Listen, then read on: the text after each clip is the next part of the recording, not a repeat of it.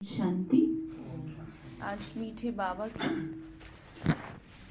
22 तारीख के महावाक्य हैं। आज बाबा ने कहा, मीठे बच्चे, देह अहंकार छोड़ देही अभिमानी बनो।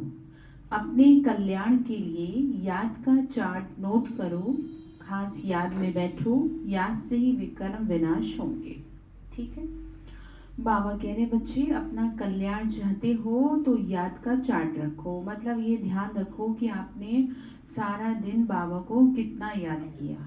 ठीक है, सारे काम का ध्यान रखते हैं, हमने ये काम कर लिया, तो बाबा ने कहा याद का भी आपको क्या करना है, चार्ट रखना है। तो प्रश्न है, बाप ने तुम बच्चों को पहला पहला कायदा कौन सा सुनाया है? तो आंसर है, पहला कायदा है, सब कुछ देखते हुए बुद्धि चलायमान ना हो, एक बाप की याद रहे।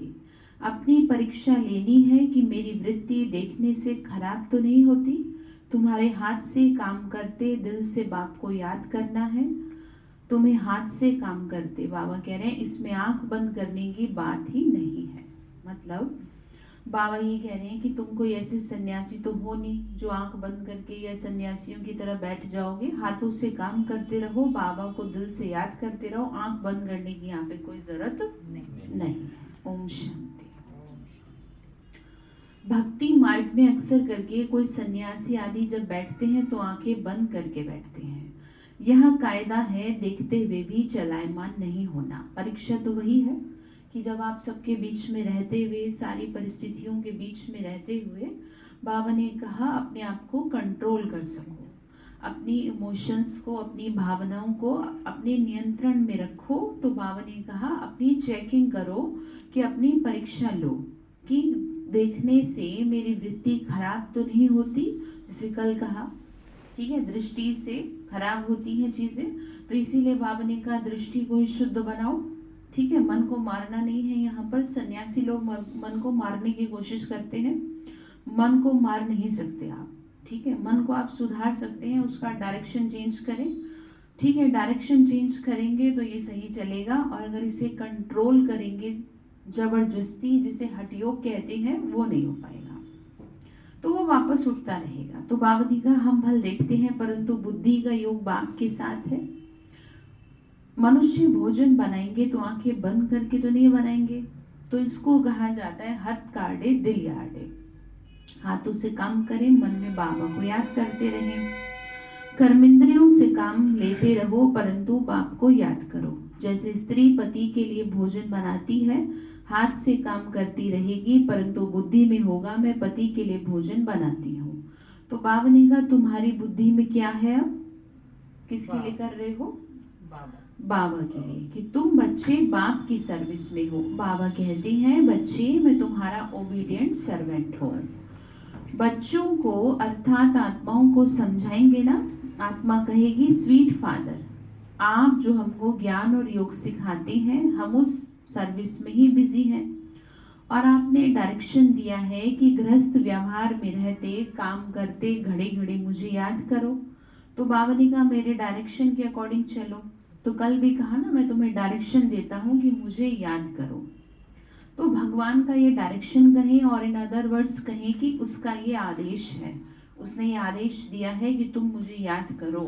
ठीक है, तो बाबा ने कहा तुम रेगुलर तो याद नहीं कर सकते, ऐसे तो नहीं बैठ सकते कि सब काम धंधे छोड़ के बैठ जाए, जबकि ये नियम ही नहीं है संस्था का।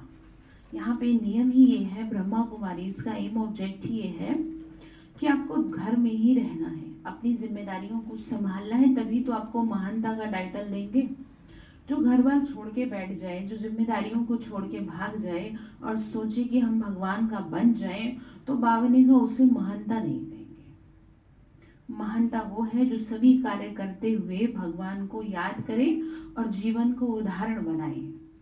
ठीक है ना, तभी तो देखो भक्ति मार्ग में भी जोड़े दिखाए हैं। ठीक है ना, लक्ष्मी नारायण दिखाए हैं, सीता राम दिखाए हैं, राधे कृष्ण दिखाए हैं, अकेला कोई नहीं दिखाया, सिर्फ ब्रह्मा को छोड़ के। ठीक है ना, सिर्फ प्रजापिता ब्रह्मा को छोड़ करके अकेला कोई नहीं दिखाया। तो इसीलिए आपको ये समझना है कि बाबा ये कह रहे हैं बच्चे, मैं समझता हूं कि तुम रेगुलर नहीं याद कर सकते, लेकिन तुम अपना चार्ट तो रख सकते हो। और बातों का भी तो ध्यान रखते हैं, कितनी कमाई हुई, कितना नुकसान हुआ। बाबा ने कहा तुम्हें अपना नुकसान का नहीं पता चलता। आपका मन अगर जरा भी मर गया, आप समझ रहे हैं, अगर आपका मन जरा भी डाउन हो गया, आपके जीवन से खुशी नष्ट हो गई, तो क्या करेंगे आप पैसे का? जो इबाज है ना वो इसी के लिए है कि लोग क्या हो जाते हैं, इसी वजह से पागल हो जाते हैं, क्योंकि दिमाग का बैलेंस बिगड़ जाता है। तो इसीलिए कहते हैं कि शरीर का ध्यान आप दे रहे हैं, आप मन का भी ध्यान दें। तो आज बाबा कह रहे चार्ट रखो, ठीक है। तो कोई कहे हम 12 घंटा याद करते हैं, परंतु नहीं, माया घड़ी घड़ी बुद्धियोग जरूर हटाएगी। तुम्हारी लड़ाई माया के साथ है, तो माया याद करने नहीं देगी। तो आपको समझना है कि जब मेरा मन दुखी हो रहा है तो मैं फट से बैठ जाऊं। आपको 2 ऑप्शन दिए हैं, बाबा का घर आपका ही घर है, क्योंकि मन जब दुखी होता है तो कहीं ना कहीं ये घर से भागने की कोशिश करता है, क्योंकि वहाँ वातावरण ऐसा है जो दुख का वातावरण है। तो बाबा ने कहा आपको समझना चाहिए कि लड़ाई माया के साथ है, ना कि किसी पर्टिकुलर पर्सन के साथ। कोई किसी का दुश्मन नहीं है, यहाँ पर बुराइयां दुश्मन है, विकार दुश्मन है। तो बाबा ने कहा तुमको समझना चाहिए, ठीक है, क्योंकि तुम जीत पा रहे हो। रावण जीत, जगत जीत, राम भी जगत जीत थे, सूर्यवंशी चंद्रवंशी जगत जीत थे। तो इन आंखों से देखते हुए बुद्धि बाप के साथ रहनी चाहिए। देखना है मेरे को कोई चलाईमानी तो नहीं आती, बाप को पूरा याद करना है। ऐसे नहीं मैं शिव बाबा कहीं हूँ, याद करने की क्या जरूरत है, परंतु नहीं, खास याद करना है, ये नोट करना है, ठीक है। जैसे बच्चे आपके कहते रहे पापा हम हैं तो आप ही के, और आपसे कोई बात भी ना करें, आपके पास कभी बैठे भी ना, तो आपको अजीब लगेगा ना। आपसे प्यार से ना बोले कि ये कैसा संबंध है जो कभी पास भी नहीं बैठता। तो यहाँ पर भी यही समझा रहे हैं बाबा कि बच्चे तुम कहते रहते हो कि मैं तुम्हारा हूँ, तुम हमारे हो, कभी पास तो तुम बैठते नहीं, कभी मेरी बात तो मानते नहीं, तो ये कैसे साबित हो? या जब मतलब पड़े, जैसे पिताजी के पास बच्चे तभी भाग आए जब पैसे चाहिए, वैसे कौन पिताजी? बाबा ने कहा ये तो बात चलेगी नहीं, ये हजम नहीं होगी। तो इसीलिए कह रहे हैं कि मेरे से बुद्धियोग रखो आप पूरा, ऐसे नहीं मैं तो बाबा का हूँ। बाबा ने कहा ऐसे नहीं होता, ठीक है। तो आज पूरी मुरली चार्ट पर निर्धारित की है बाबा ने, डिपेंड है सारी चीजें इसी बात पे कि आप सारा दिन करते क्या है। आपका हर काम करने का रूटीन है, बस बाबा को याद काम करने का रूटीन नहीं है। वो वही बस जब टाइम मिलेगा वो तब करेंगे। सोचो ना, तो कैसे मन खुश रहेगा? यहाँ पे मन को खुश रखने की बात की जा रही है। दुनिया में सबसे बड़ा काम है स्वयं को खुश रखना। सारे काम हो जाएंगे, आपके मरने के बाद भी लोग खाना खाएंगे, सारे काम करेंगे, लेकिन बस खुश नहीं रह पाएंगे आप। तो इसीलिए सारे काम छोड़ के सबसे पहले किस बात का ध्यान रखना है? हाँ जी, अपने को खुश रखने का, ठीक है। तो इसीलिए बाबा ने कहा ऐसे नहीं कहो कि मैं तो बाबा का हूँ, नहीं। बाबा ने कहा सारे दिन में देखो कि कितना याद किया। ऐसे बहुत होते हैं जो सारे दिन की हिस्ट्री लिखते हैं। बाबा ने कहा कि हमने सारा दिन ये किया, तो जरूर अच्छे मनुष्य ही लिखेंगे। जो बड़े बड़े सक्सेसफुल लोग हैं, जो बड़े बड़े बिजनेसमैन हैं, वो हमेशा अपने साथ एक नोटबुक रखते हैं। तो मैं हंसी में कहती हूँ चेक बुक भी रखते हैं। हाँ, आप देख लो बड़े बड़े लोगों को, उनकी बायोग्राफी सुनो, कैसे वो इतने बड़े बने, ठीक है, क्योंकि उनका रूटीन होता है कब उन्हें कहाँ क्या करना है। ऐसे नहीं जब मन किया जो किया वो कर लिया। तो जो बाबा ने कहा तुम सफल आत्माएं हो, तुम देवता बनने जा रहे हो, तुम्हारा कोई रूटीन है कि नहीं है? तो अपना रूटीन सेट करें। भले ही आप घर में हैं, हर काम से फ्री हो गए हैं, लेकिन उसके बावजूद भी अपना रूटीन रखें, घर में रहने के बावजूद भी रखें, ठीक है। सारा दिन आप घर के काम में व्यस्त रहते हैं, 1 घंटा तो कम से कम अपने लिए रखें, ठीक। तो बाबा ने का अच्छी चाल लिखते हैं तो पिछाड़ी वाले देखकर सीखेंगे, तो लोग सीखते हैं। तो आपको स्वयं को उदाहरण बनाना है कि मेरे को देख करके भी दुनिया सीखे। जीवन तो वही है ना, नहीं तो जानवरों जैसा जीवन है, बस कमाया खाया, बस काम खत्म। तो ये कोई जीवन नहीं है। जीवन वो है जो आपसे कोई प्रेरणा ले ले, अन्यथा आपका जीवन व्यर्थ है, ठीक है। तो आप सोचो कि कहीं मेरा जीवन व्यर्थ ना चला जाए। मैं मरने से पहले, मृत्यु से पहले अपने आप को कुछ लोगों के लिए तो उदाहरण बना दूं। सबके लिए तो नहीं बन सकते हम, लेकिन कुछ एक के लिए तो बन सकते हैं, ठीक है, जो मरने के बाद भी दुनिया याद करिए, ना कहीं कि तो लड़ते रहते थे, अच्छा हुआ चले गए। आपकी आदतें ऐसी ना हो कि जो रिश्तेदारी नातेदारी आपके बारे में ऐसा सोचे, ठीक है। तो ये तभी होता है। तो बाबा ने कहा अच्छी चाल लिखते हैं, बुराई लिखे तो उनको देख और भी बुराई सीखेंगे, जैसे दुनिया सीख रही है। तो अब बाप बच्चों को राय देते हैं कि तुमको चार्ट रखना है, नॉलेज बहुत सहज है, भारत का प्राचीन राजयोग मशहूर है, भक्ति मार्ग में अनेक प्रकार के हठ योग सिखाते हैं।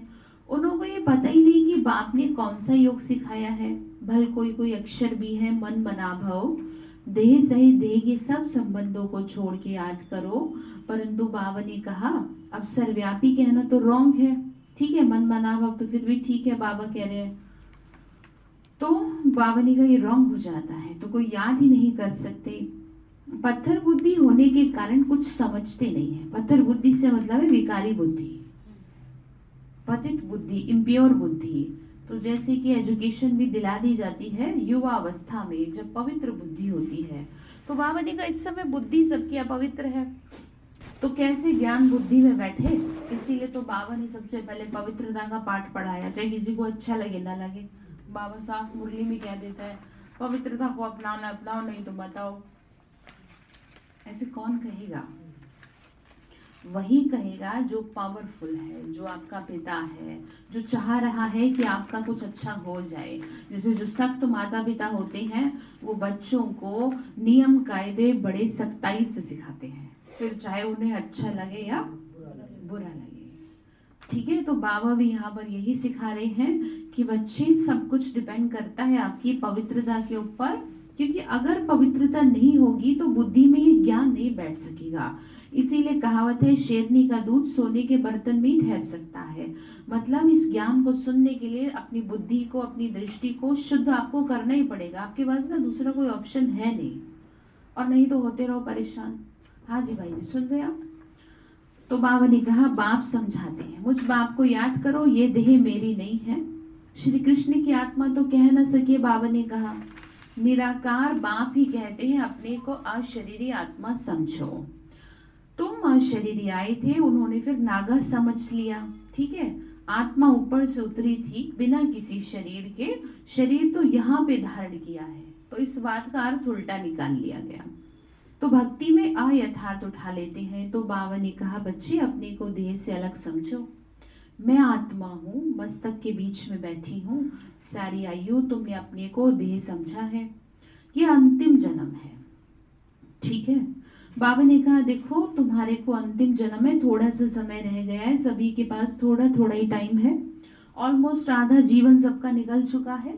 तो बाबा ने कहा जितना जीवन बच रहा है उसमें तो पक्का पकड़ लो पाठ, कौन सा? मैं आत्मा हूँ। आपसे ऐसे नहीं होता तो रोजाना एक नियम बना लो कि मैं एक अपनी नोटबुक बनाऊंगी या बनाऊंगा, उसमें मैं रोज 108 बार ये जरूर लिखूंगा कि मैं महान।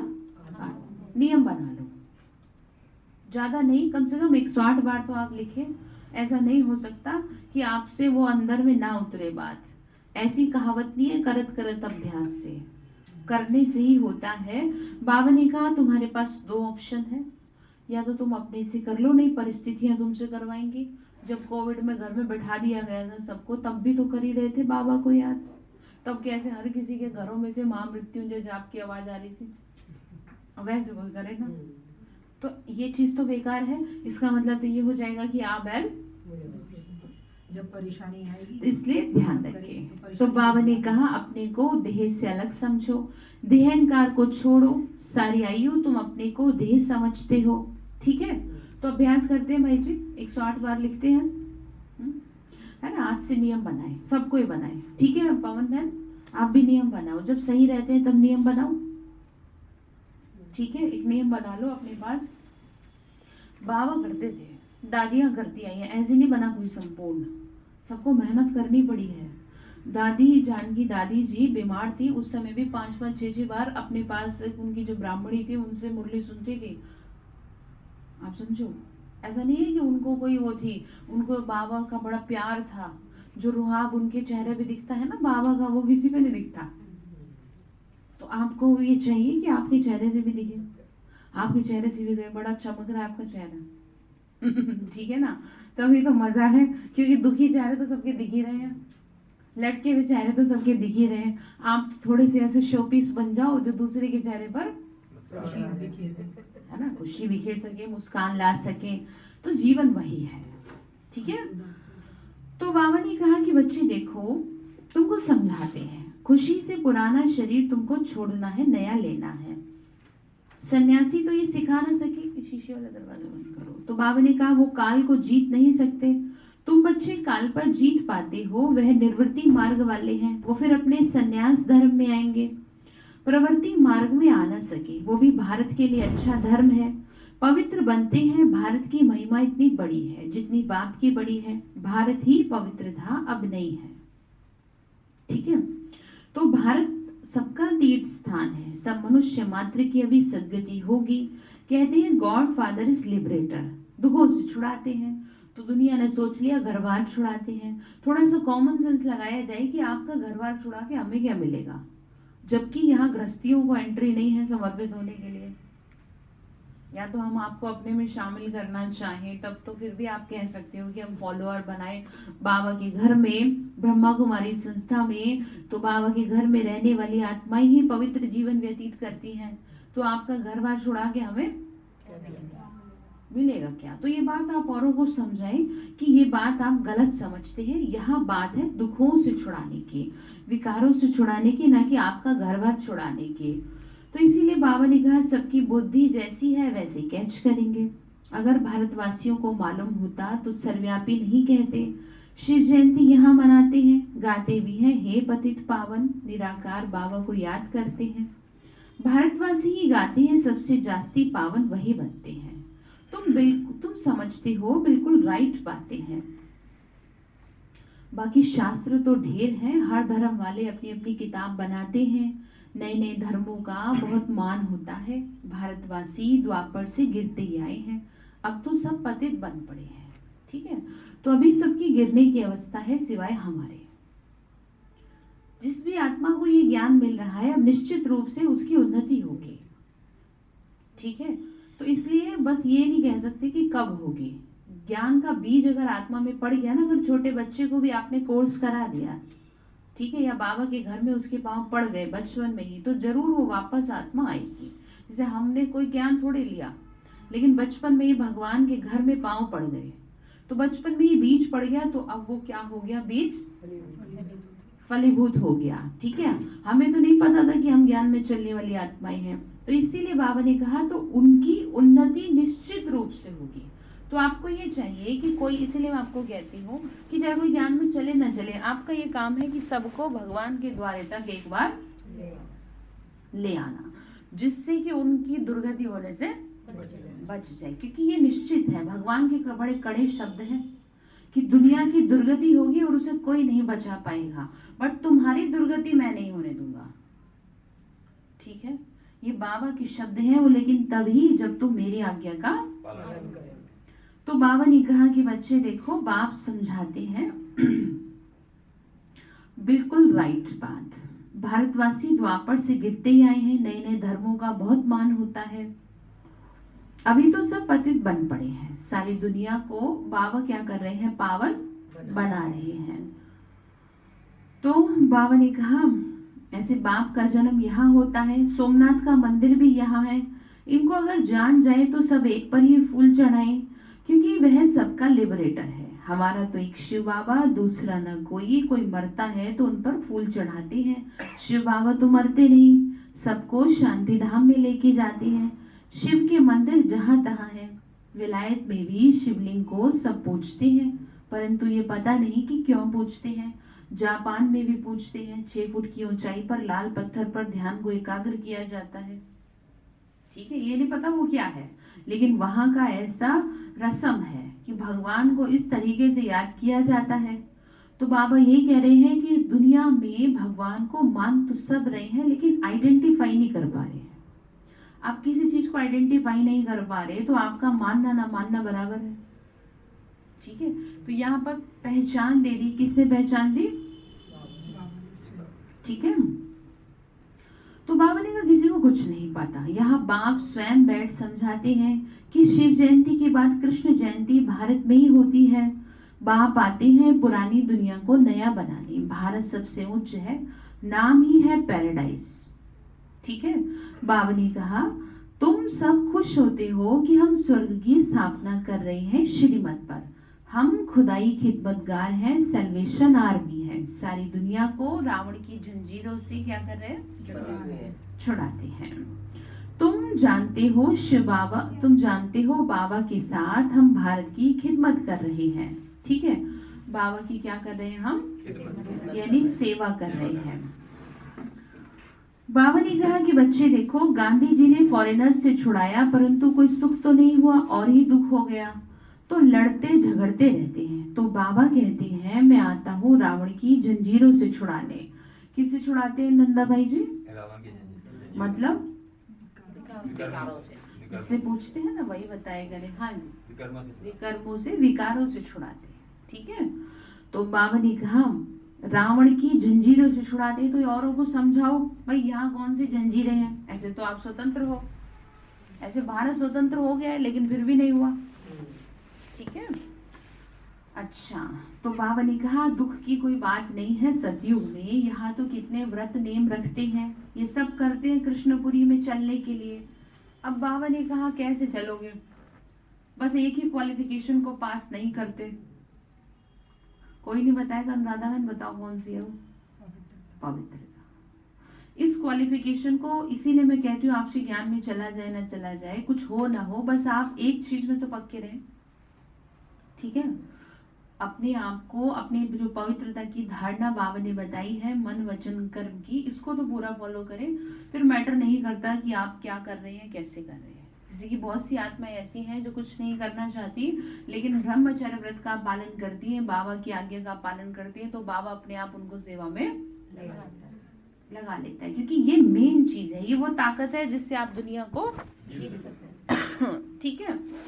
पवित्र आत्माओं की भगवान मदद करता है, प्रकृति मदद करती है। तो आप चाहते हैं कि मेरी मदद होती रहे चारों तरफ से, तो आपको ये चाहिए कि आप अपना इतना ज्यादा पवित्रता में संपूर्ण बने कि फिर बाबा को उतर के आना पड़े और बोले कि बता तेरी रजा क्या है। ठीक है। मजा तो तभी है, कुछ हो ना हो इतना तो कर ही सकते हैं आप। तो बाबा कह रहे हैं, बाप बच्चों को समझाते हैं फादर शोज सन, सन शोज फादर। तुम सबको घर का रास्ता बता रहे हैं। इसको भूल भुलैया कहा जाता है। भक्ति में कितना माथा मारते हैं, भक्ति तप दान करते करते माथा टेकते रहते हैं। रास्ता बताने वाला तो एक बाबा है। ठीक है। भटकते भटकते कहाँ के पहुंचे किसी को पता ही नहीं है। अभी तक भी क्या हो रहे हैं? भटक ही रहे हैं। बाबा ने कहा इससे सिद्ध होता है कि वापस कोई भी जाता नहीं है। कोई को रास्ता मालूम ही नहीं है। ठीक है। पता ही नहीं कहाँ जाना है, बस चले जा रहे चले जा रहे। कहीं तो पहुंचेंगे आप, तो कोई एड्रेस चाहिए पहुंचने के लिए। ऐसे तो आप भटकते रहो तो दुनिया भटक रही है। इसीलिए भक्ति में भटकना कहा कि जिन देवी देवताओं की पूजा कर रहे हैं वहां पर भी तो सबर नहीं है। ठीक है। इसलिए भटक रहे हैं। तो अभी सब मच्छरों सदृश वापस जाएंगे, सबके शरीर खत्म होने हैं। तो शरीरों को खत्म होने से पहले ये शरीर भगवान की सेवा में लगा दो। इसीलिए बाबा मिसाल देते हैं, ददीची ऋषि मिसल हड्डी हड्डी। मोहन भाई जी क्या करनी है? सेवा में लगानी है। जितना हो सके भगवान की सेवा में ये शरीर लगता रहे। जिनका शरीर भगवान की सेवा में लगता है वो सौभाग्य है। अपने घर के काम काज तो सभी करते हैं, महान वो है जो अपने घर का करके भी भगवान के घर की सेवा करे। प्रशंसा उसकी होती है। ठीक है। ये नहीं कि हमने तो अपनी घर गृहस्थी को संभाला है। ठीक है। घर गृहस्थी को संभालना कोई बड़ी बात नहीं है, क्योंकि हर किसी की घर गृहस्थी है। यहाँ पे जीव जंतुओं की भी है, जानवरों की भी है, सभी संभालती हैं। कोई ऐसा दुनिया में स्पेशल नहीं आप उतर के आए कि आप सोचें कि आपने बहुत बड़ी डिग्री ले ली। डिग्री आपकी तब कही जाएगी जब आप दूसरों के लिए उदाहरण बन जाए गृहस्थ में रह के, तब आपका दुनिया में क्या होगा? नाम होगा। तो बाबा ने कहा सबके शरीर खत्म होंगे, सब हिसाब किताब चुकतू करके वापस जाएंगे। इनको कयामत का समय कहा जाता है। तो इस समय सभी की कयामत का समय है। ये हर धर्म शास्त्र में लिखा है। आप कुरान उठा के देख ले, बाइबल उठा ले, कुछ भी उठा ले, आपको हर धर्म शास्त्र में 5000 वर्ष के बाद का ये चैप्टर मिलेगा कि अब कयामत का समय आ रहा है। कुरान में भी ये लिखा है। कोई आपसे बहस करे कि ब्रह्मा कुमारी कहते हैं तो उनको बोलो कि हम क्यों कहेंगे, हम कोई स्पेशल बात नहीं करते, हम धर्म शास्त्रों की ही बात करते हैं। अगर आप थोड़ा भी धर्म शास्त्रों में इंटरेस्टेड हैं तो आप उन्हें देखें, ठीक है। किसी की भी बात अपने हिसाब से काटने की कोशिश ना करो। अगर आप किसी को ज्ञान समझाते हैं तो धर्म शास्त्रों का तर्क दीजिए, ना कि ज्ञान का, ठीक है। धर्म शास्त्र के बारे में जब आप बताएंगे तो एक बार वो आपकी बात फिर भी कुछ सुन लेगा। और अगर आप अपना ज्ञान झाड़ेंगे, आप कहेंगे नहीं हम बता रहे हैं आपको, तो फिर आपकी कोई बात नहीं सुनेगा। क्योंकि दुनिया में एक से एक बुद्धिमान बैठा है, एक से एक विद्वान बैठा है, बहुत शास्त्रवादी लोग बैठे हैं दुनिया में। तो इसीलिए इन बातों का ध्यान रखिए जब भी आप किसी को समझाते हैं। तो बाबा ने कहा तुम्हारी है कल्प कल्प की बात, अभी तुमको 21 जन्मों के लिए करना है। बाप को याद करने से जमा होगा। इसमें तुमको कोई तकलीफ तो नहीं दे रहे हैं? कोई तकलीफ देते हैं पावन बहन? बाबा कोई तकलीफ नहीं देते ना, तो बाबा की आज्ञा का पालन करना चाहिए। आप सोचो कि आपको खुश देखेगा बाबा तो कितना खुश होगा मोहन भाई जी, ठीक है। तो बाबा ने कहा कोई अप्राप्त वस्तु नहीं है तुम्हें यहाँ पर, ये बातें कोई शास्त्र में नहीं है, अभी तुम अनुभव पा रहे हो। जब स्वर्ग में चले जाते हो तो वहाँ कौन बैठ लिखेंगे? शास्त्र आदि तो बनते ही बाद में है। शास्त्रों में है कि जमुना के कंठे पर महल थे, दहली परिस्तान थी। बिरला मंदिर में भी लिखा हुआ है 5000 वर्ष पहले धर्मराज ने व युधिष्ठिर ने परिस्तान स्थापन किया था। जमुना गंगा नाम अभी तक चल आया है। वास्तव में तुम हो ज्ञान गंगाएं, ठीक है। बाबा ने कहा जमुना का इतना प्रभाव नहीं जितना गंगा का है। बनारस हरिद्वार में गंगा है, वहाँ बहुत साधु रहते हैं। वहाँ जाकर कहते हैं शिव काशी विश्वनाथ गंगा। विश्वनाथ ने गंगा बहाई जटाओं से। तो बाबा ने कहा ऐसे कहते हैं और समझते हैं कि गंगा के कंठे पर जाने से हमारी मुक्ति हो जाएगी, ठीक है। तो ये है सच्चा सच्चा जमुना का कंठा, ठीक है। ये है वो गंगा का स्थान। इसीलिए कहते हैं सारे तीर्थ बार बार, गंगा सागर एक बार। तो गंगा सागर है मधुबन, माउंट आबू, ठीक है। दुनिया में आपने कोई तीर्थ करा ना करा, लेकिन उस एक तीर्थ को करना बहुत जरूरी है, क्योंकि वो भगवान का क्या है? जन्म स्थान है, या ये कहें अवतरण स्थान है। इसीलिए मृत्यु से पहले एक बार जरूर बाबा की जगह को देखाएं कि कहाँ पर आकर के भगवान ने क्या किया, ज्ञान गंगा बहाई, ठीक है। इसीलिए कहते हैं कि अक्सर लोगों के पांव नहीं पड़ते मंदिर मस्जिद गुरुद्वारे में तीर्थों पर जाने के लिए, और अब जाते भी हैं तो सिर्फ एंटरटेनमेंट के लिए कि चलो कोई और ना सही तो कहीं मंदिर ही घूमाए। तो इसीलिए बहुत जरूरी है कि आप लोग एक बार जरूर, जो नहीं गए वो कहाँ जाए, ठीक है, गंगा सागर एक बार जरूर जाए, ठीक है। पुष्पा बहन जल्दी जल्दी बाबा से कहो कि बाबा जो है मोहन भाई जी के साथ आपको कहाँ भेजे, एक बार तो मधुबन जाओ। हाँ मैं सच कह रही हूँ आपको, क्योंकि वो जो दुनिया है वो अलग ही दुनिया है। तो फिर क्या कह रहे हैं, गंगा सागर की बात कर रहे हैं। तो बाबा ने कहा आगे बलि चढ़ते थे, तो अब कहते हैं हमारी मुक्ति हो जाएगी। देखो ज्ञान मार्ग में क्या बात और भक्ति मार्ग में क्या बात है, कितना कॉन्ट्रास्ट है। आधा कल्प अनेक प्रकार की तकलीफें उठाई, देवियों पर जाकर बलि चढ़े। अभी तुम बलि चढ़ते हो, बाबा ने कहा अभी तुम बलि चढ़ते हो, ये सब प्रकार की तकलीफें उठाई ना, ये सब कोई ईश्वर का है। तो ईश्वर का सब कुछ तुम्हारा है, ईश्वर का सब कुछ है स्वर्ग। अब तुम तो नरकवासी हो, तो तुमको कैसे दें, तो बाबा की श्रीमत पे चलना पड़ेगा। तो शिव बाबा को तो मकान आदि बनाना नहीं है, वो तो दाता है। अब ज्योति बिंदु हो सकता है आपके बगल में बैठा हो, तो एक नया से देख भी लिया तो उसको लगा कि हो सकता है बैठा ही हो। तो बाबा कह रहे ना तो मुझे कपड़ा चाहिए, ठीक है, ना मुझे मकान चाहिए, कुछ नहीं चाहिए, जो कर रहा हूँ तुम्हारे लिए कर रहा हूँ। क्योंकि जितने भी सेंटर्स बनते हैं वो बाबा के लिए बनते हैं, बच्चों की सेवा के लिए बनते हैं, सब कुछ ईश्वर अर्थ जा रहा है यहाँ पर, ठीक है, तो समझना चाहिए कि आप भगवान को क्या दे रहे हो।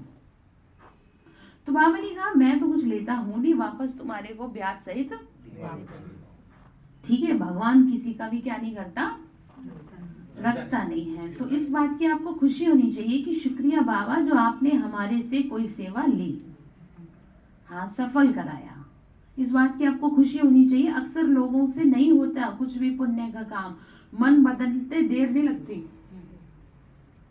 आप समझ रहे हैं, इसीलिए आपको कहती हूँ जब भी आपका मन कोई अच्छा कार्य करने के लिए करे तो उसे तुरंत कर लो, क्योंकि आपको भी नहीं पता कि आपके मन में अगली सेकंड में हाँ, क्योंकि माया का बाहर बहुत जबरदस्त फोर्स है इस समय। ठीक है, तो बाबा ने कहा वह तो दाता, ये सब बच्चों के लिए है। बाबा ने कहा शिव बाबा कहेंगे तुम बच्चे ट्रस्टी होकर संभालो। भक्ति मार्ग में कहते हैं शिव बाबा ये सब कुछ आपका दिया हुआ है, फिर जब वापस लेते हो तो कितना दुखी होते हो। कहते तन मन धन सब तेरा, क्या लागे मेरा, फिर भी मेरा। तो देखो फिर भी मेरा घर, मेरा ये, मेरा वो। बाबा ने कहा एक दिन तुमसे सब ले लेना मैंने, तो उससे पहले कुछ कर ले। तो दिक्कत यही है, डर रखिए इस बात का। ठीक है, तो फिर जब वापस लेते हैं तो क्यों दुखी होते हो। बच्चा के घर में जन्म लिया, कल को मर गया, अब जिसका था उसने ले लिया, तो क्यों परेशानी हुई आपको। तो बहुत अच्छे से समझ ले, ना भगवान यहाँ सभी ध्यान दे, ना भगवान यहाँ कुछ दे रहा और ना ही कुछ सब कुछ आपके पास उसी हिसाब से आ रहा है जैसा आपने किया है। ठीक है ना, बोया पेड़ बबूल का तो अब आपने किसी को शरीर से इतना ज्यादा कष्ट दिया होगा तो आपके शरीर स्वस्थ कैसे रह सकता है। आपने किसी के घर में लड़ाई झगड़े करवाए तो आपके घर में शांति कैसे रह सकती है। इस जन्म की बात तो कर ही नहीं रहे, पता नहीं कौन से जन्म में आप क्या करके आए हैं, हम क्या करके, हमें भी नहीं पता। जैसे हम अच्छा भला भगवान की सेवा, फिर भी कोई लड़ने आ जाए। आप सोचो थोड़ा सा, ज्ञान की फिलोसॉफी को समझो। हमें तो नहीं पता हमने क्या किया, लेकिन किसी जन्म में तो कुछ तो किया ही है जो आत्मा अचानक हमसे क्या करने आ रही है। तो इसीलिए बहुत सब्र के साथ सब कुछ साक्षी होके,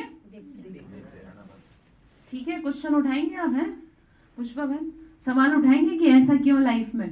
मोहन भाई जी सवाल नहीं उठाना, कुछ भी बोलो, सब अच्छा हो रहा है, अपना अपना हिसाब पूरा करो। गुलजार दादी जी से पूछा गया भाई आप इतनी बीमार रहती है फिर भी बड़ी खुश रहती है, इंटरव्यू लिया मीडिया वालों ने, तो उन्होंने कहा कि जैसे किसी का पैसा लिया हो और जब वो थोड़ा थोड़ा वापस जाता है तो खुशी होती है ना। तो उन्होंने कहा कि आज मैं बीमार हुई, आज का हिसाब मेरा पूरा हुआ, तो मुझे इस बात की खुशी है।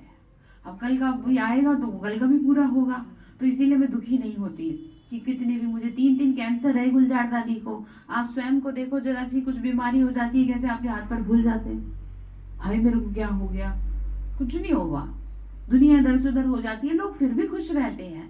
तो इसलिए इन बातों का ध्यान रखें, बीमारी को अपने ऊपर हावी ना होने दें, मन बीमार ना हो बस। बुखार खांसी जुकाम की दवा मिल जाएगी, लेकिन मन की दवाई योजना में मन की दवाई योजना में स्पेशल मिलती है। हाँ ठीक है बताओ मोहन भाई जी, मन को बीमार नहीं होने देंगे ना। हाँ देखो अच्छा है, चेहरा मुस्कुराता हूँ, कितना अच्छा लगता है। तो बात समझ में आ रही है आपको या सर के ऊपर से जा रही है। चलो ठीक है। तो बाबा ने कहा गृहस्थ व्यवहार में रहो, सबसे ममत्व मिटा दो। बाबा ने कहा कि देखो ट्रस्टी होके तुम संभालो, शिव बाबा को सब कुछ दिया है, वो वापस ले रहे हैं तो दुखी क्यों हो रहे हो, तुम अपना संभालो। बाबा ने कहा एक बात बताओ, मैं लेके करूंगा क्या। तुम्हारे लिए सेंटर खुलवाए हैं, अब सेंटर खुलते हैं, जो भी कुछ होता है यहाँ पर कोई किसी की गृहस्थी तो पल नहीं रही, यहाँ पर क्या चल रही है, सेवा चल रही है, अनेकों का कल्याण हो रहा है। कई लोग मृत्यु की ओर जा रहे थे, बाबा के घर में आए, कोर्स किया, शांति मिल गई, तो उनका क्या बच गया, जीवन बच गया। तो अब इसका पुण्य उन सबको जाएगा जिन्होंने भगवान के घर में क्या करी, सेवा करी। तो ये शेयर मार्केट की तरह है, ठीक है। तो बाबा ने कहा संभालो सब कुछ। ये हॉस्पिटल और कॉलेज कंबाइंड है, हेल्थ और वेल्थ दोनों मिलती है। एजुकेशन को सोर्स ऑफ इनकम कहा जाता है, जितना जो पढ़ेगा उतना उच्च जाएगा, ठीक है। तो बाबा ने कहा फॉलो फादर मदर, त्वमेव माता पिता त्वमेव, वह पिता आकर इनमें प्रवेश करते हैं, इनसे अडॉप्ट करते हैं, वो माता पिता ठहरा, हम तो उनकी महिमा करते हैं। मैं इनके मुख द्वारा कहता हूँ तुम हमारे हो। तुमको मैंने अडॉप्ट किया है। आप खुद को अकेला समझ लेते हो कि हाय मुझे कोई प्यार नहीं करता। इस लाइन को लिख के रख लो, ठीक है। बाबा कह रहे हैं तुम मेरे हो। कौन कह रहा है आपसे? भगवान। भगवान कह रहे हैं तुम मेरे हो, मैंने तुमको अपना बनाया। गोद लिए हुए बच्चे तो वैसे ही प्यारे होते हैं, ठीक है। तो बाबा ने कहा मैंने तुमको गोद लिया है, माताओं की संभाल के लिए सरस्वती को मुकर्रर किया है, छोटे बच्चे तो नहीं हो। बाबा ने कहा, बाप कहते हैं तुम हमारे बने, अच्छा ट्रस्टी होकर रहो। तुम्हें जिस घर में भेजा उसमें ट्रस्टी होके रहो। जितने काम तुम्हारे हैं करने करो, वापस लौट आओ अपने घर। गृहस्थ व्यवहार की पूरी संभाल करो। सबसे अच्छा ये रूहानी हॉस्पिटल खोलना है। शिव बाबा कहते हैं हम क्या संभाल करेंगे? ब्रह्मा बाबा के लिए कहते हैं ये क्या करेंगे? इनके पास तो कुछ था जो शिव बाबा को दे दिया, तो ट्रस्टी बनना पड़े। ट्रस्टी समझते हैं विजय भाई जी? ट्रस्टी समझते हैं ना? तो यहाँ तो सब कुछ बच्चों के लिए किया जाता है। सेंटर खुलते हैं, सेंटर में जो भी होता है भगवान की सेवा में जाता है, ठीक है। और सबसे अच्छी बात यह है कि यहाँ पर कोई किसी का फॉलोअर नहीं है, कोई किसी का शिष्य नहीं है, कोई किसी का गुरु नहीं है। और नहीं तो सब अपने गुरु चेले बनाते हैं। कहीं भी संस्था में आप जाएंगे, लेकिन यहाँ कोई भी टीचर बहन, कोई भी दीदी दादी आपको ये नहीं कह सकती कि तुम उनके क्या हो, शिष्य हो, या वो तुम्हारे गुरु हैं। नहीं, यहाँ पर सिर्फ ये है कि जैसे कोई सीनियर है कोई जूनियर है। जैसे स्कूल में पहले हमने एडमिशन ले लिया, आपने बाद में लिया है, तो बस यही फर्क है। लेकिन हम सबको पढ़ाने वाला कौन है? इसीलिए यहाँ कोई किसी का गुरु नहीं है, तो आप औरों को भी समझा सकते हैं। ये बात औरों के समझाने के लिए भी है, सब कुछ बच्चों के लिए है। तुम ब्राह्मण बच्चे हो, उसमें झगड़े आदि की बावनी का कोई बात ही नहीं है। कंबाइंड प्रॉपर्टी है। इतने सब ढेर बच्चे हैं, पार्टीशन कुछ हो ना सके, गवर्नमेंट भी कुछ ना कर सके। ये ब्राह्मण बच्चों का है, सब मालिक हैं, सब बच्चे हैं। कोई गरीब कोई साहूकार, यहाँ सब आकर के रहते हैं। कोई की प्रॉपर्टी नहीं है। यहाँ कोई नहीं कह सकता कि हमारा है कुछ भी। यहाँ की ये कुर्सी मेज सब कुछ पे किसका नाम लिखा है? बाबा का लिखा है, ठीक है। तो ये सब कुछ तुम मीठे बच्चों के लिए है। तुम जितना प्यारे उतना लौकिक हो न सके। तो कितनी अच्छी बात बाबा कह रहे, जितना प्यार आपको यहाँ मिलता है उतना कोई होता है दुनिया में? रिश्तेदारी में भी आपसे तब बात करेंगे जब आपसे कुछ, तो आप सोचो जो ज्यादा प्यार करता है उसके पास ज्यादा रहना चाहिए ना, और उल्टा हो रहा है। जो आपको धुतकार रहा है, जो आपको अपमानित कर रहा है, आप उसी के पीछे भाग रहे हो। तो आपको ये चाहिए कि उसके पास टाइम कम दो, और जो ज्यादा प्यार कर रहा है उसके पास टाइम, ठीक है। अपना काम वहां से फ्री करके अपने वापस कहाँ के बैठ जाओ जो आपसे बहुत ज्यादा क्या करता है। ये नहीं कि सारा काम कर लो तब आप सेंटर चली जाती हूँ, चलो थोड़ी सी तो मुरली सुनी लूंगे है चाहे वरदान मिल जाए, कुछ मिल जाए, तो ये गलत बात है पुष्पा बहन? ये बात सही है, थोड़ी सी मुरली मिल जाए, है ना। तो थोड़ा सा अपने आप को, हाँ वेरी गुड, कि आपको इंतजार कर रहा है बाबा। वैसे तो कहते हैं सुबह क्लास नहीं होती, जिस दिन क्लास होती है उसी दिन देख रही हूँ मैं 8 बजे तक कोई नहीं आया, तो मैंने कहा आज मुरली शुरू कर दूँ चाहे कोई आए ना आए तो ये क्या है? ये प्यार है आपका। आधे घंटे पहले आने वाली आत्माएं भी आज हम तो टाइम से आएंगे। क्यों आधे घंटे में? 8 बजे आओ। आधे घंटे पहले आए, 8 से पहले आ गए। हाँ नहीं, आधे घंटे पहले। आज मैं पड़ोस में गुरुपुर, चलिए कोई बात नहीं, वो जो भी है वो बात नहीं है, सबको सुना दिया तो बात आपको समझ में आ गई है? तो सारा काम खत्म करके आया करें, फिर आप ठीक रहेगा। तो बाबा सुनो ध्यान से सुनो, आपस में बातचीत नहीं करो। आप ना बहुत चीजों को प्रैक्टिकली समझ लो। जितनी प्रायोरिटी आप भगवान को देंगे उतनी प्रायोरिटी आपकी लाइफ में लोग आपको देंगे। लिख के रख लो ये बात, समझ गए आप? जितना महत्व आप ज्ञान योग को देंगे ना, उतना ही लोग आपकी बातों को सुनने में देंगे। क्योंकि भगवान कुछ रखता नहीं है, वो खुदा का खाता है ना। अपने घर में बड़ा बड़ा लगा लो, और जब मधुबन जाओगे ना तो ले आना, और आपको समझ में आएगा ये जो बात आपको अभी पूछी गई है ये क्यों पूछी गई है। उसमें साफ लिखा है कि मैं तुम्हारा इंतजार करता हूँ, और तुम सबसे गुड मॉर्निंग गुड नाइट करते रहते हो, और मेरे से करे बिना क्या करते हो? सो जाते हो। बहुत सुंदर है वो, आप उसको पढ़े बार बार, आपको उमंग आएगा, ठीक है। तो थोड़ा सा संकल्प धारण करें कि भाई हम अपना सारी चीजों को, कभी कोई किसी के पास इमरजेंसी आ जाए वो बात अलग है, लेकिन संकल्प तो हमें पावरफुल रखना चाहिए कि मैं जल्दी जल्दी एक दिन तो क्या करूं, एक दिन तो पहुंच जाऊं। क्यों जी? पहले आती थी टाइम पे, अब आप भी 8 बजे के बाद ही आई हो। आज सबकी क्लास लगेगी। बिल्कुल निकल रहे थे एकदम से हाँ वो तो है ही। चलिए, तो बाबा ने कहा बच्चों को खुशी का पारा चढ़ना चाहिए। तो पारा तो तभी चढ़ेगा जब बाप जो प्यार करता है उसके पास आप बैठेंगे। ठीक है, कैसे आकर पढ़ाते हैं ये तुम ही जानते हो, डरने की कोई बात नहीं है। बाबा ने कहा सब बाप के बच्चे, जो कुछ बनता है बच्चों के लिए बनता है, ऐसे नहीं यहाँ आगे सबको बैठ जाना है। अब यहाँ पे आपको 24 घंटे तो बिठा नहीं रहे, 1 घंटे का टाइम फिक्स किया गया है, शाम का हो सुबह का हो, तो आपको तो भाग के आना चाहिए कि सारा दिन तो मैं उधेड़बुन में रहती हूँ, चलो मैं फट से कहाँ जाऊं, सेंटर जाऊं।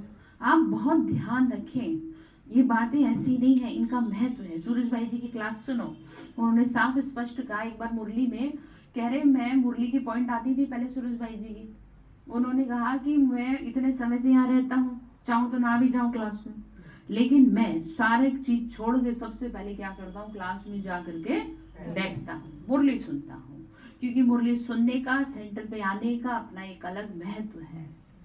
वो कहते हैं मैं क्या नाम है, ये डायरी पेन लेके बैठता हूँ, ऐसे नहीं कि मुझे तो सब आता है मैं क्यों सुनूं, इतनी महान इतनी योगी आत्मा। तो ये होती है बड़ों की निशानी, ये होती है सफल लोगों की निशानी कि जो हर रोज स्वयं को सीखने के लिए तैयार करते हैं। ठीक है, तो हर रोज स्वयं में कुछ ना कुछ चेंज लाए। तो तुमको तो अपने गृहस्थ में रहना है। ठीक है, सब आकर इकट्ठे रहे तो सारी दहली जितना तुम्हारे लिए चाहिए, बाबा कह रहे हैं ऐसा तो हो ना सके, फिर भी बाप से योग लगाते रहो तो विक्रम विनाश होंगे, आत्मा गोल्डन एज बन जाएगी, तभी घर में जाएंगे। मम्मा बाबा मुआफिक इज्जत से पास होके जाना है। समझ में आ गई बात? ठीक है, सजा खा के कष्ट पा करके नहीं जाना, मतलब मरना ऐसे नहीं है कि जो लोग कहें कि अच्छा है भगवान इनको क्या करो उठा ले। ठीक है, इज्जत से जाना है। इज्जत से जाने का मतलब यही है, वो गीत सुन लेना, कर्म करो ऐसे भाई जो पढ़े न फिर पछताना, एक दिन तो धर्मराज को पड़ेगा मुख दिखलाना। ये गीत जरूर सुन लेना आप जा करके, तो आपको इस लाइन का मतलब समझ में आ जाएगा। अच्छा, मीठी मीठी सिकी लगे बच्चों प्रति माता पिता बाप दादा का प्यार और गुड मॉर्निंग, रूहानी बाप की रूहानी बच्चों को नमस्ते। हम रूहानी बच्चों की रूहानी माता पिता बाप दादा को नमस्ते। नमस्ते बाबा, नमस्ते। शुक्रिया बाबा, शुक्रिया बाबा, शुक्रिया। धारणा के लिए मुख्य सार है, श्रीमत पर खुदाई खिदमतगार बनना है, मतलब खुदा की खिदमत करने वाले, बाप का शो करने के लिए सबको घर का रास्ता बताना है। ठीक है, और घर का रास्ता आप अपने कैरेक्टर से बताएंगे, जुबान से बोल के नहीं। जुबान से क्योंकि आप हर जगह बोल नहीं सकते, आप अपने व्यवहार से बताएंगे, अपने चरित्र से बताएंगे, अपने जीवन से बताएंगे कि देखो जितना सुंदर हमारा जीवन है तुम्हारा भी बने। ठीक है, दूसरी पॉइंट है, ट्रस्टी होकर सब कुछ संभालना है, किसी में भी ममत्व नहीं रखना। ठीक है, सब कुछ करते जाइए और ऊपर उठते जाइए। तो माता पिता की मुआफिक इज्जत से पास होना है, कष्ट पाके नहीं, तड़फ के नहीं। इज्जत से पास होने के लिए अच्छे कर्म करने पड़ेंगे। हाँ, तो वरदान दिया बाबा ने, संबंध संपर्क में आते सदा संतुष्ट रहने और संतुष्ट करने वाले गुप्त पुरुषार्थी भव। संबंध संपर्क में आते सदा संतुष्ट रहने और संतुष्ट करने वाले गुप्त पुरुषार्थी भव। संगम युग संतुष्टता का युग है, यदि संगम पर संतुष्ट नहीं रहेंगे तो कब रहेंगे। इसीलिए ना स्वयं में किसी प्रकार की खिटपिट हो, ना दूसरों के साथ संपर्क में आने में खिटखिट हो। ठीक है, आपको 3-4 दिन पहले क्या समझाया था कि आप अपनी जो भी अकाउंट है उनको क्लोज करने से पहले खिटखिट को क्या करो, खत्म करो। संबंध संपर्क में जो जहर भरा है उसको ठीक करके क्लोज करो। आपको किसी से नहीं बोलना, मत बोलो, लेकिन जो जहर भरा है पहले उसे तो हटा दो। तो नहीं तो ये खिटखिट आपकी जुबान से तो बंद हो गई, लेकिन अंदर में तो वो बुरा है। तो यहाँ वो यही समझा रहे हैं कि आप ना तो खुद परेशान रहो और ना ही अपनी वजह से आप जुबान से तो कुछ नहीं बोलते, लेकिन आप वाइब्रेशन तो खराब दे रहे हैं। जैसे हॉस्पिटल में पड़ा हुआ व्यक्ति आपसे कुछ कह थोड़ी रहा है, लेकिन वो वाइब्रेशन तो दुखों के छोड़ रहा है कि आपके अच्छे भले के चेहरे को भी वो अपने आप ऑटोमेटिकली, क्योंकि उससे वो क्रिएट हो रहे हैं। वो चाह नहीं रहा लेकिन क्रिएट हो रहे हैं। ऐसे आपके मन में आप चाह नहीं रहे लेकिन वो क्रिएट होते रहेंगे अगर आप उससे नहीं खत्म करेंगे तो बात समझ में आ गई आपको? तो बाबा ने कहा माला बनती ही तब है जब दाना दाने के संपर्क में आता है, इसीलिए संबंध संपर्क में सदा संतुष्ट रहना और संतुष्ट करना है, तब माला के मणके बनेंगे। ठीक है, तो इसको अंडरलाइन कर ले। परिवार का अर्थ ही है सदा संतुष्ट रहने और संतुष्ट करने वाले। ठीक है, तो सबको संतुष्ट करने की कोशिश तो आप करें अंदर से। वैसे तो हर कोई आपसे संतुष्ट नहीं हो सकता क्योंकि पीछे का हिसाब भी है, लेकिन कोशिश करें मन से आप क्या रहे मोहन भाई जी? हाँ, अपना तो रजिस्टर साफ रखो। आपको कम से कम ये तो सेटिस्फेक्शन हो जब से मैंने होश संभाला तब से मैंने तो किसी को इतना तो सेटिस्फेक्शन हो, पीछे का तो किसी को भी नहीं पता। इतना तो अकाउंट क्लोज रखो कि आपने किसी से अपना खराब नहीं किया संबंध। बाकी तो बाबा कह रहे हैं मैं करवाई दूंगा योग से, और नहीं तो दूसरे तरीके से करवाऊंगा। ठीक है, तो बाबा ने कहा परिवार का अर्थ है सदा संतुष्ट रहने और संतुष्ट करने वाले। स्लोगन है पुराने स्वभाव संस्कार के वंश का भी त्याग करने वाले ही सर्वंश त्यागी है। ठीक है, पुराने स्वभाव संस्कार, ध्यान रखें इन बातों का। तो आज के लिए बाबा ने यही कहा है कि आपको ध्यान रखना है कि बाबा और मम्मा की तरह इज्जत से पास होके जाना है। ठीक है, अच्छा, ओम शांति।